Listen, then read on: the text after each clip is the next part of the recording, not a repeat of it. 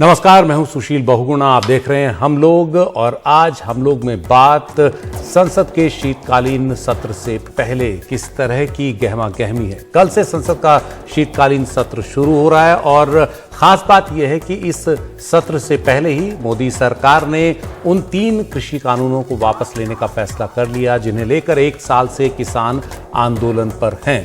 और कल से शुरू हो रहे इस सत्र में एक विधेयक लाया जाएगा जिससे तीनों कृषि कानूनों को वापस लिया जाएगा। इसके बावजूद किसान अब भी आंदोलन पर हैं और वो कुछ और खास मांगे कर रहे हैं, जिसमें सबसे खास मांग है एमएसपी की गारंटी का कानून, यानी न्यूनतम समर्थन मूल्य की गारंटी का कानून, जिसे लेकर सरकार ने कोई वादा इरादा अब तक नहीं दिखाया है।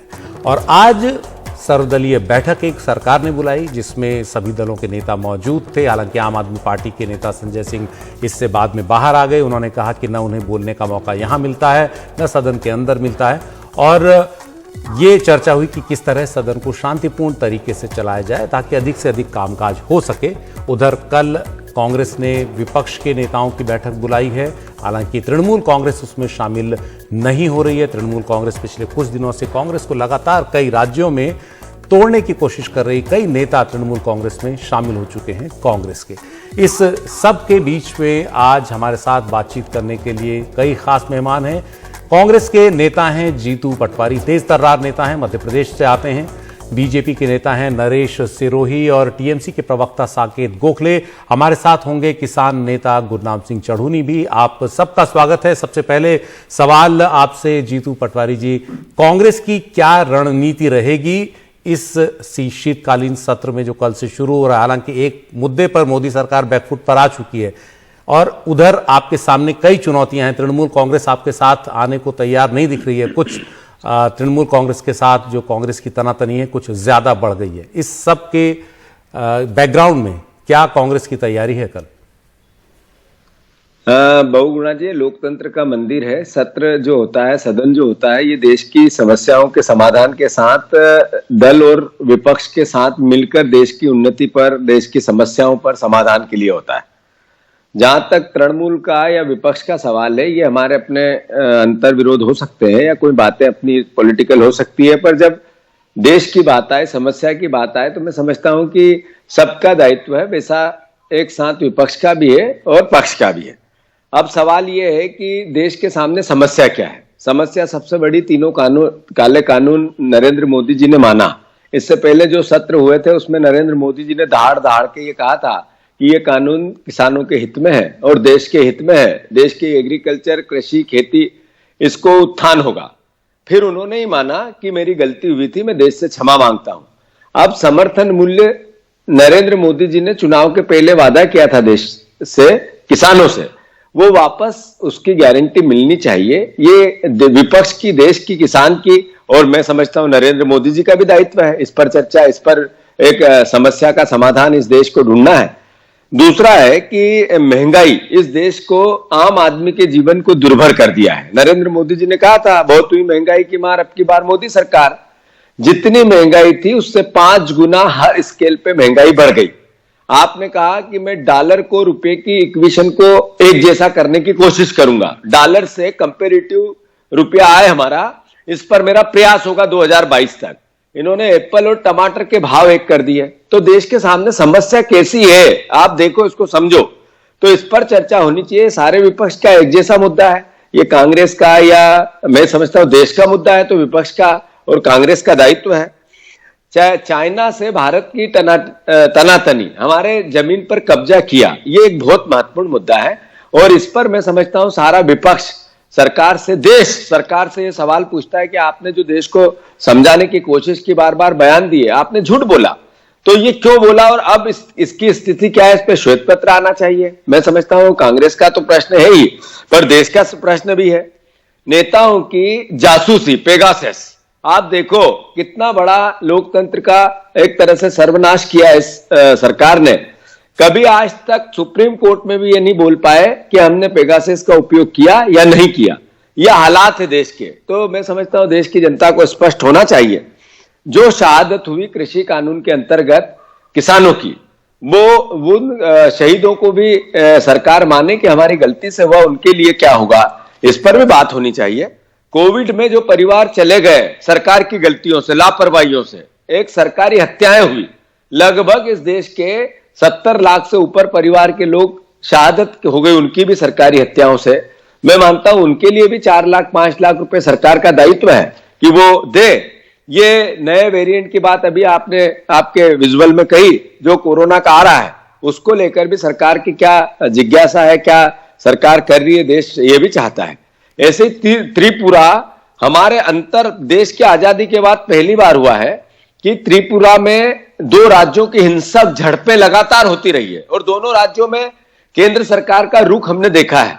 तो ये देश के लिए चिंता का विषय है। इसमें सरकार का क्या व्यू है, क्या दायित्व है, मैं मानता हूं ये एक बहुत बड़ी विषय है। ऐसे ही देश भुखमरी में नंबर 1 आ गया, बेरोजगारी में नंबर 1 आ गया।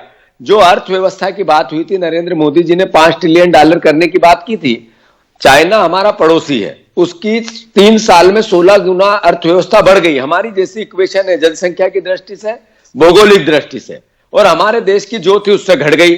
तो ये आर्थिक हालात देश के क्या है, मैं मानता हूं ये सब बातें देश के सामने हैं और विपक्ष सारा एकजुट होकर, मैं समझता हूं विपक्ष की बात नहीं, सरकार भी इस पर क्या व्यू रखती है देश के आने वाले भविष्य के लिए, ये सब समस्याएं कांग्रेस उठाएगी और देश उठाएगा, विपक्ष उठाएगा। जी, आपने तमाम मुद्दों को रख दिया, तो ये मुद्दे मेरे को लगता है आगे जो मेहमान है वो दोहराएंगे नहीं। साकेत गोखले जी, आप हैं हमारे साथ। क्या आप कांग्रेस के साथ मिलकर पूरी तरह से सरकार को घेरेंगे या कुछ अंतर्विरोध है कांग्रेस के साथ आपका? कल जो बैठक कांग्रेस ने बुलाई है, सोनिया गांधी ने बुलाई है, उसमें टीएमसी शामिल नहीं हो रही है, तो फिर कैसे आप तालमेल करेंगे? या कुछ खींचतान आपकी बनी रहेगी, कुछ आप अपनी लाइन पर अलग चलेंगे? नहीं, मैं यहां स्पष्ट करना चाहता हूं कि कोई खींचतान नहीं है, कोई अनबन नहीं है। देखिए, कल की जो सर्वदलीय मीटिंग कांग्रेस ने बुलाई है, उसमें जो अटेंड करने वाले पक्ष हैं वो एक तो कांग्रेस के अलाइज हैं, जहां चुनाव उन्होंने साथ में लड़ा है, या ऐसे पक्ष है जिनके साथ कांग्रेस 1-2 राज्यों में सरकारें चला रही है। कांग्रेस और हमारा इलेक्टोरल अलायंस नहीं है। इसका मतलब ये नहीं कि मुद्दों पर हमारा कोई अनबन है। जीतू जी ने जो मुद्दे उठाए अभी, वो 100% सच है।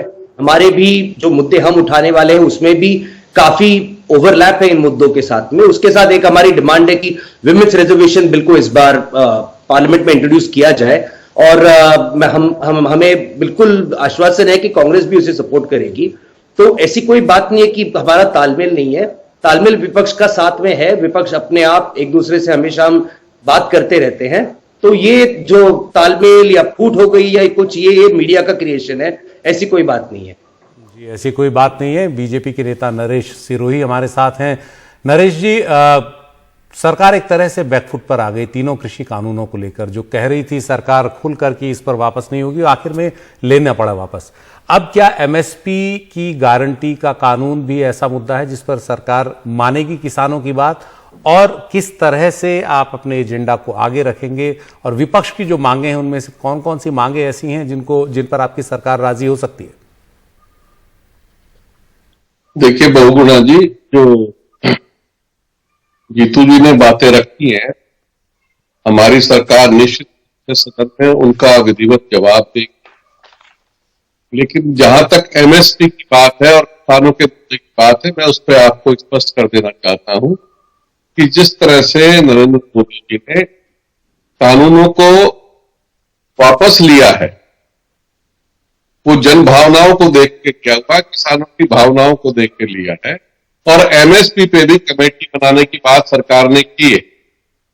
और मेरा विपक्ष से ये निवेदन है कि किसानों का मुद्दा बहुत गंभीर है, इस पे राजनीति नहीं होनी चाहिए। आपका काम है राजनीति करें, इसमें कोई दो राय नहीं है। लेकिन आप ये देखिए, किसानों की लंबे समय से ये बहुत भारी समस्या है कि किसान लंबे समय से घाटे की खेती कर रहा है।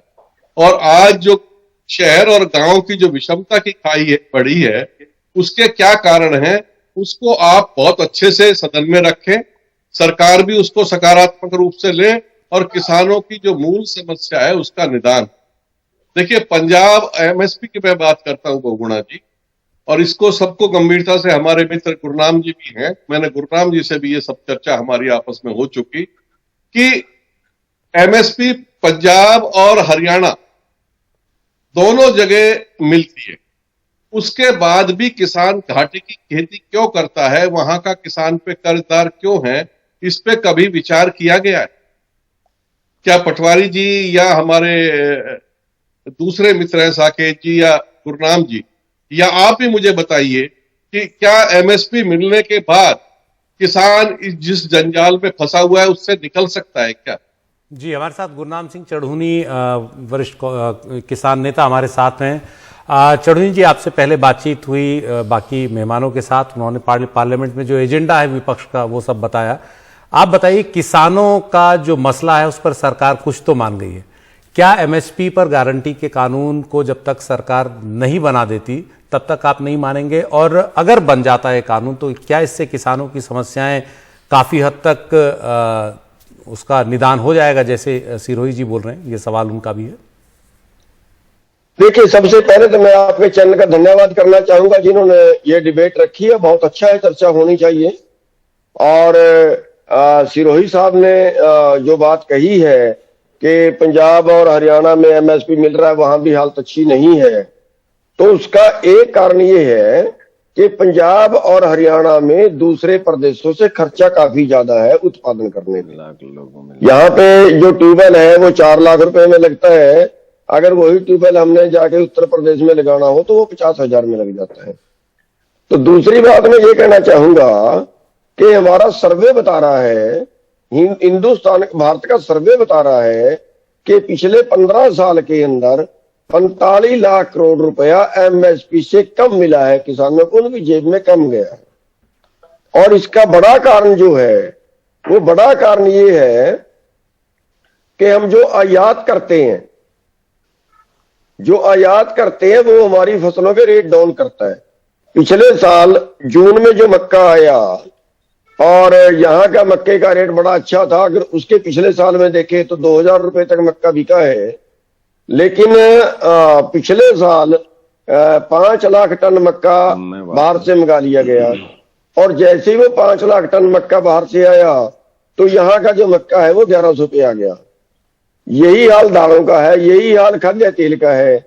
इस बार खाद्य तेल कम आया तो सरसों का रेट मिल गया 6,500 रुपए, और जब बाहर से खाने वाला तेल ज्यादा आ गया, जरूरत से ज्यादा मंगा लिया, तो सरसों बिकी 3200 रुपए, यानी 2 गुना उसका रेट इस बार मिल गया जब बाहर से आयात कम किया गया।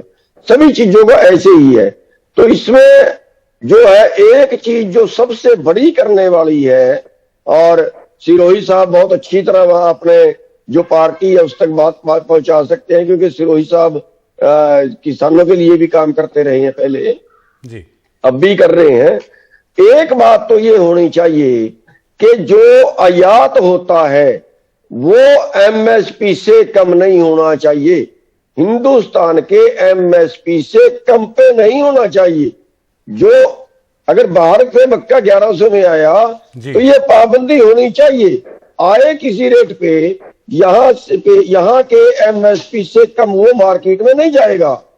और अब भी मैं सिरोही साहब से अनुरोध करूंगा, अपनी सरकार से बात करे।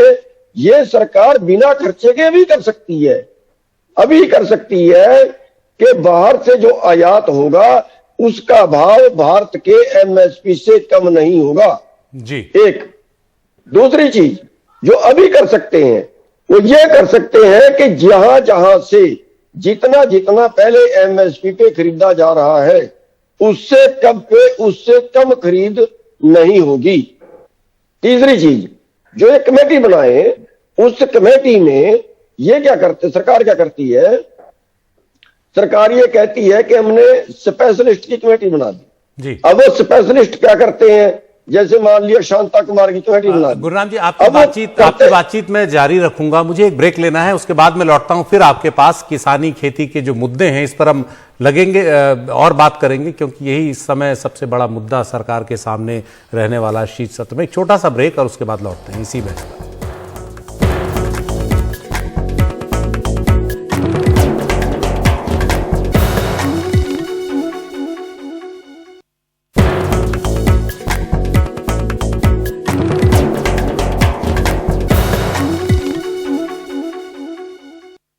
हम लोग में हम बात कर रहे हैं संसद के शीतकालीन सत्र की। कल से ये सत्र शुरू होगा और हंगामेदार रहने के पूरे आसार हैं। हमारे साथ कई खास मेहमान हैं। कांग्रेस के नेता जीतू पटवारी हैं। जीतू जी, अभी 5 राज्यों के विधानसभा चुनाव बिल्कुल सिर पर हैं। फरवरी मार्च में ये चुनाव होने हैं और निश्चित ही ये मसला भी आप कहीं ना कहीं संसद में उठाएंगे। ये राज्यों की गूंज दिखेगी इस बार संसद में। मेरे को आपके छोटे जवाब चाहिए।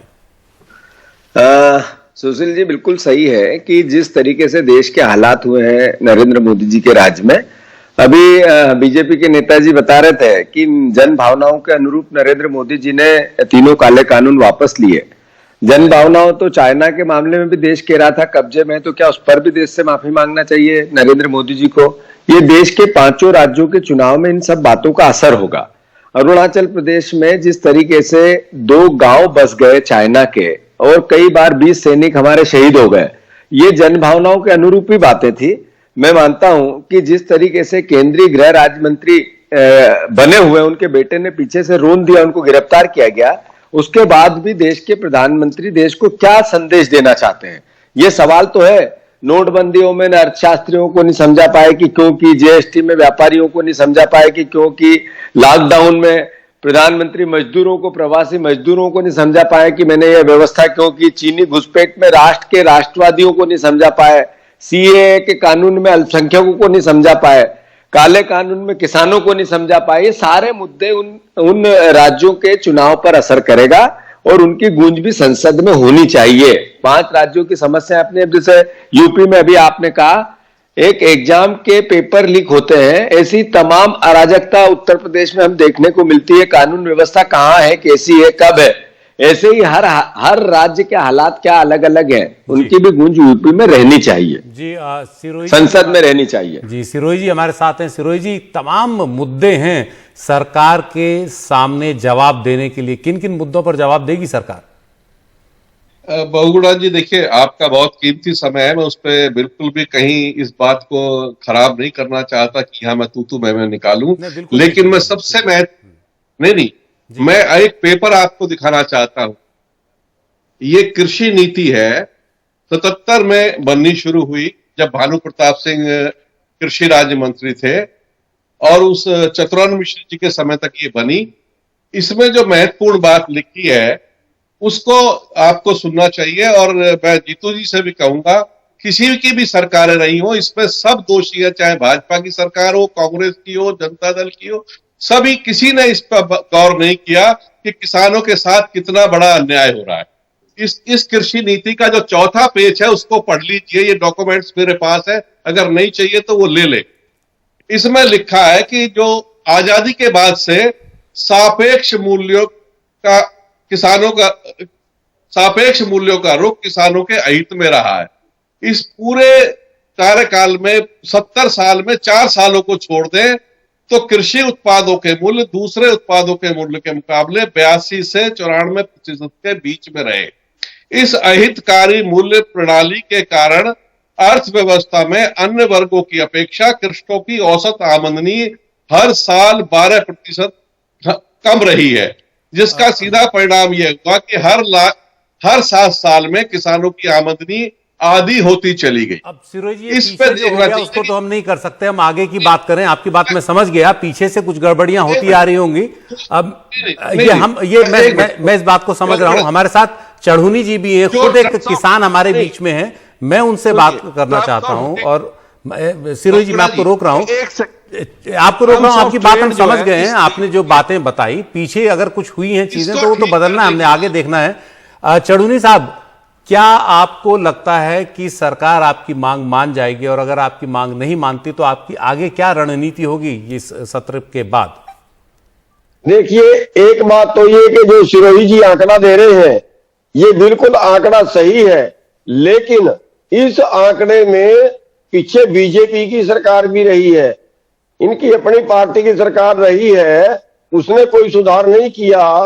और तब जो है, तब भी हमने बड़ा आंदोलन किया था जब वाजपेयी जी की सरकार थी, लेकिन कोई सुधार नहीं आया। अब बिल्कुल सारी पार्टियां दोषी है, इसमें कांग्रेस भी दोषी है, इसमें बीजेपी भी दोषी है, जो भी केंद्र सरकार में रही है सारी पार्टियां दोषी है। एक बात। दूसरी बात मैं ये कहना चाहूंगा कि जब तक एमएसपी की हमें गारंटी नहीं मिलेगी, हमें 3 से 4 लाख करोड़ पर साल एमएसपी से कम मिल रहा है, तो इसकी गारंटी होनी ही चाहिए। और जब बीजेपी की सरकार आई थी तो तब मोदी जी ने अनाउंस किया था कि हम स्वामीनाथन की रिपोर्ट लागू करेंगे। स्वामीनाथन की रिपोर्ट के हिसाब से जो रेट है वो और ज्यादा बढ़ते हैं, एमएसपी जो मिल रहा है इससे और ज्यादा बढ़ता है। और तीसरी बात मैं कहना चाहूंगा कि एमएसपी के साथ और भी जो किसानों के मुद्दे हैं, जैसे 700 किसान शहीद हुए आंदोलन की वजह से हुए, उनके परिवार वाले कहां जाएंगे, उनको मुआवजा दे सरकार। किसानों में मुकदमे दर्ज हुए, आज हरियाणा के अंदर 48,000 किसानों पे मुकदमा दर्ज है, 48,000 पे। उनको किसके हवाले छोड़े, वो मुकदमे वापिस ले सरकार। तो ये इन मुद्दों पे सरकार को बात करनी चाहिए, न उस बात करके जो हमारी बात है वो सरकार समझे, अपनी बात सरकार हमें कहे।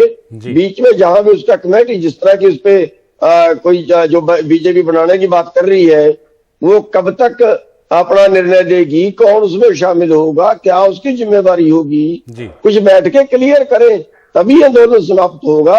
और अगर सरकार ऐसे गोलमोल घुमाती रहेगी तब तो हमें भी उठना मुश्किल हो जाएगा। जी बिल्कुल, कुछ ना कुछ हल तो निकलना चाहिए किसानों की समस्याओं का। साकेत गोखले जी भी हमारे साथ हैं। साकेत जी, आपकी भी बात करते हैं। तृणमूल कांग्रेस की तो अपनी शिकायतें और भी हैं मोदी सरकार से, तो जो कल सत्र शुरू हो रहा है इसमें आप क्या बातें सरकार के सामने मुख्य तौर पर रखेंगे, संक्षेप में? देखिए, एक बहुत बड़ी बात जो है कि पंजाब में, असम में और पश्चिम बंगाल में बीएसएफ का जो जुरिस्डिक्शन बढ़ाया गया है, ये इस देश के फेडरल स्ट्रक्चर पे बहुत बड़ा हमला है। बीएसएफ का आपने जुरिस्डिक्शन बढ़ा दिया इन 3 राज्यों में, और गुजरात में आपने जुरिस्डिक्शन कम कर दिया बीएसएफ का।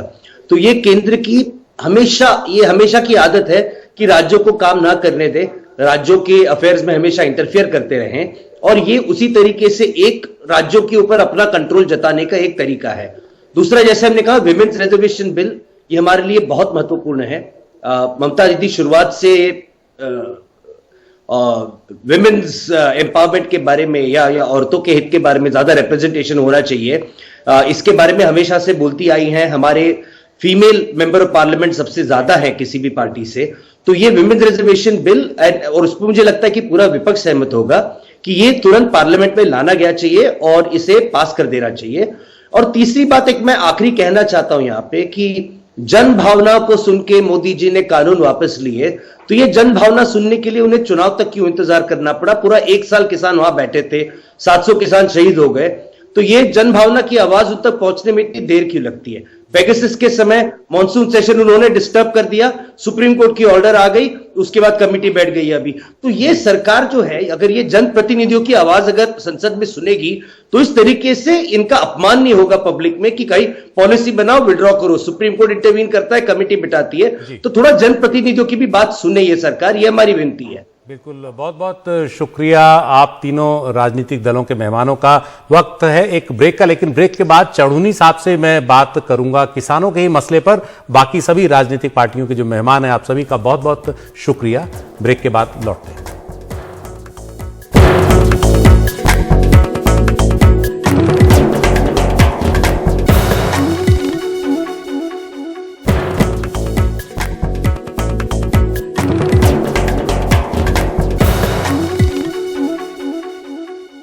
हम लोग में हम बात कर रहे हैं संसद के शीतकालीन सत्र की, जो कल से शुरू हो रहा है, और इसमें सरकार तीनों विवादित कृषि बिलों को वापस ले रही है। हमारे साथ किसान नेता गुरनाम सिंह चढ़ूनी है इस वक्त।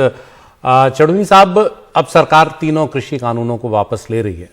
सरकार ने जो प्रस्ताव रखे थे कृषि कानून के, और उसमें एक तरह से जो बीच में दलाल थे, या ये कहा जाए कि जो पुराने आढ़ती थे, उनका सिस्टम जो कहीं हिल रहा था पूरा का पूरा, और सरकार का कहना था कि किसानों को अब बीच में, किसानों के और खरीदार के बीच में कोई नहीं आएगा। तो आपके पास क्या विकल्प हैं, क्या ऐसी चीजें हैं जो सरकार को इसके बजाय करनी चाहिए? देखिए, ये इनका तर्क नहीं था, बल्कि मैं इसको कहूंगा कुतर्क था। हरियाणा और पंजाब में आड़ती सिस्टम है, मंडी सिस्टम है, और हरियाणा और पंजाब में ही आज तक सबसे ज्यादा रेट मिले हैं। जहां पे आड़ती सिस्टम है वहीं पे सबसे ज्यादा खेती हुई है। क्योंकि आप उत्तर प्रदेश में देखिए, आप बिहार में देखिए, जहां मंडी सिस्टम नहीं है, जहां आड़ती सिस्टम नहीं है, ये हमें उल्टा समझा रहे हैं। आड़तियों की मंडी की वजह से आज हमारा रेट महंगा बिक रहा है। क्योंकि उसमें कानून है कि पहले मंडी से पहले क्या था कि जो व्यापारी था, जो खरीददार था, उसमें हम कंपटीशन नहीं करा सकते थे। वो किसी के खेत पे जाके खरीदे, किसी के घर से खरीदे। जो मंडी एक्ट है उसमें यह है कि मंडी से ही खरीदना पड़ेगा, कोई व्यापारी मंडी के बाहर से नहीं खरीद सकता।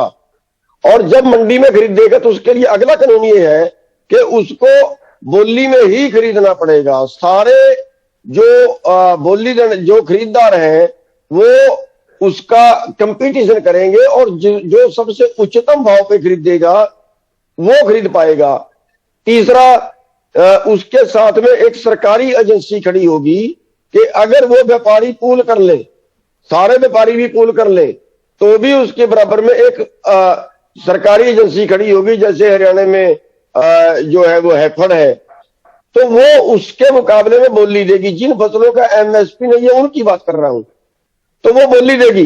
तो इस तरह से किसान को सब उच्चतम रेट दिलवाने का माध्यम है मंडी। तो आप क्या कुछ विकल्प देंगे? तो गुरनाम सिंह चढ़ूनी जो हैं हमारे साथ थे, लेकिन उनका संपर्क कट गया है। तो यही मसला है अब कल से शुरू हो रहे शीतकालीन सत्र में कि किसानों का हित किस चीज में है। तीनों कृषि कानून तो वापस हो गए हैं, तो अब सरकार इसकी जगह क्या वैकल्पिक इंतजाम करेगी? क्या अब किसानों से बात कर कुछ नए कानून बनाए जाएंगे? किसानों का हित जो है वो सबसे ऊपर होना चाहिए देश में, क्योंकि वही देश का अन्नदाता है और खेत से जब अनाज आएगा तभी इस देश की जनता का पेट भरेगा। तो किसान का खुशहाल होना बहुत जरूरी है। आप देख रहे थे हम लोग, लौटते हैं एक छोटे से ब्रेक के बाद।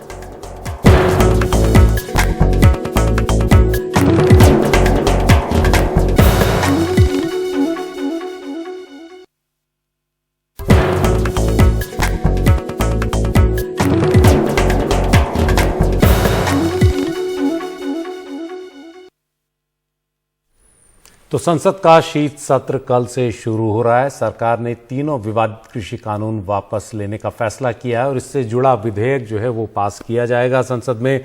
लेकिन विपक्ष अपनी तरफ से सरकार पर हमलावर रुख अख्तियार किए हुए कई मसले हैं जिन पर सरकार को घेरने की कोशिश है। महंगाई से लेकर किसानों की तमाम शिकायतों का, चीन से सीमा विवाद का मसला है और 5 राज्यों में जो चुनाव आने वाले हैं उनका भी असर और जो उनका वहाँ के जो मुद्दे हैं वो इस दौरान अब संसद के शीत सत्र में निश्चित ही दिखेंगे।